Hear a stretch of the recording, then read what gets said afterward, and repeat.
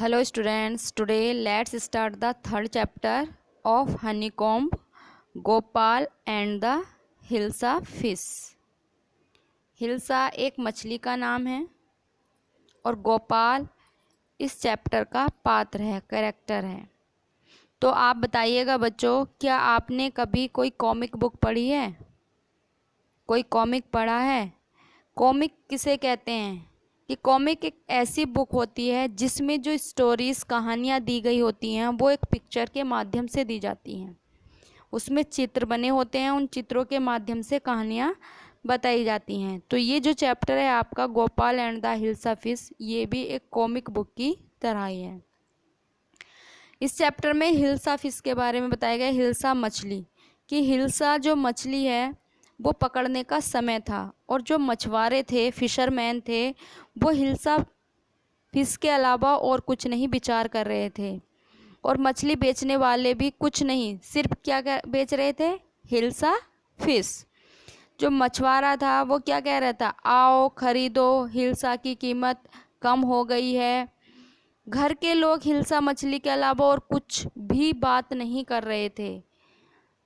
अब पति पत्नी होते हैं, हस्बैंड वाइफ, तो उसमें उसकी पत्नी कहती है कि आपने उस हिल्सा के लिए क्या कीमत दी? तो पति कहता है तुम विश्वास नहीं करोगी अगर मैं तुम्हें बताऊंगा। और महल में भी दरबारी हिल्सा मछली के अलावा और कोई बातचीत नहीं कर रहे थे। जो दरबारी थे उन्होंने कहा कि महाराज, आपको वह विशाल हिल्सा मछली जो मैंने पकड़ी है देखनी चाहिए। तो राजा कहते हैं चुप करो, क्या तुम एक दरबारी हो या मछुआरे? दरबारी आंखें नीचे करके चुप हो गया। राजा खुद को दोषी महसूस करने लगा। फिर राजा ने कहा कि मुझे खेद है या मुझे दुख है कि मुझे गुस्सा आ गया था। यह हिल्सा मछली का मौसम है और कोई भी नहीं। फिर राजा ने कहा गोपाल, गोपाल भी नहीं किसी को हिल्सा मछली के बारे में बात करने से रोक सकता, 5 मिनट के लिए भी नहीं। कि गोपाल जो एक ऐसा पात्र है इस चैप्टर में कि वो किसी भी व्यक्ति को घुमा फिरा सकता है, लेकिन राजा ने कहा कि गोपाल भी हिल्सा मछली के बारे में बात करने से किसी व्यक्ति को नहीं रोक सकता है।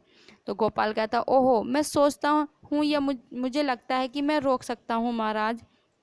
राजा ने उससे कहा कि तब मुझे दिखाओ कि तुम एक बड़ी हिल्सा मछली खरीद कर महल में लाए हो और तुमसे उसके विषय में किसी ने भी कुछ नहीं पूछा है, क्योंकि लोग हिल्सा मछली के बारे में ही बातें कर रहे हैं। गोपाल ने कहा ठीक है महाराज, मैं आपकी चुनौती को स्वीकार कर लेता हूँ। गोपाल की पत्नी गोपाल से कहती है कि तुमने आधे चेहरे की हजामत क्यों बनाई है? कि गोपाल जब घर में जाता है तो उसने क्या किया, अपने आधे चेहरे की हजामत या दाढ़ी बना ली और आधे पे ऐसी रहने दी। गोपाल कहता है कि मैं एक मछली खरीदने के लिए तैयार हो रहा हूँ। तो फिर गोपाल की पत्नी कहती है कि तुम्हें क्या हो गया है, तुम अपने चेहरे पर राख क्यों लगा रहे हो? फिर गोपाल ने आधी दाढ़ी की, फिर राख लगाने लगा।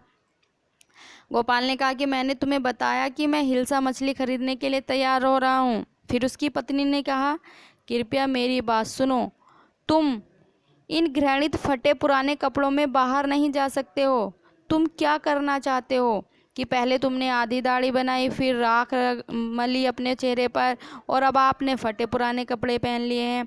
तो गोपाल ने कहा कि मैं तुमको कितनी बार बताऊं कि मैं बहुत ही बड़ी हिल्सा मछली खरीदने जा रहा हूं। उसकी पत्नी ने कहा उसे कुछ हो गया है, वह पागल हो गया है शायद। तो गोपाल ने हिल्सा मछली खरीदी और महल की तरफ चल पड़ा। फिर एक छोटा सा लड़का था, उसने कहा माँ देखो उस व्यक्ति को, क्या वह हास्यकर या उसको देख करके हंसी नहीं आ रही है? फिर एक आदमी ने कहा कि वह जरूर एक पागल है गोपाल को देख करके। फिर दूसरे आदमी ने कहा मुझे लगता है कि वह रहस्यवादी है, कुछ ना कुछ रहस्य जानता है या यहाँ पर किसी इन्वेस्टिगेशन के लिए आया है। जब गोपाल कोर्ट में पहुंचा, दरबार में पहुंचा, यानी रास्ते से गोपाल निकला जा रहा है, उसने हिल्सा मछली भी खरीद ली है। तो लोग हिल्सा मछली की बात ना कर करके गोपाल की बात कर रहे थे। उसको लग रहा था किसी को कि वह पागल है, किसी को लग रहा था कि वो रहस्यवादी है, किसी को लग रहा था कि उसे देख करके हंसी आ रही है।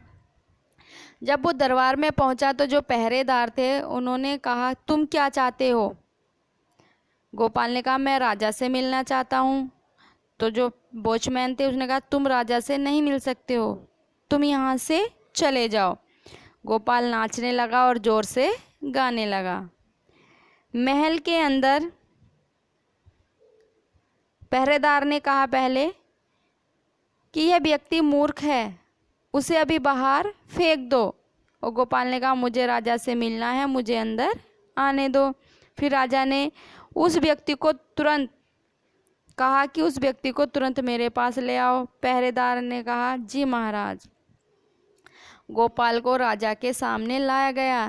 पहले दरबारी ने कहा, यह तो गोपाल है।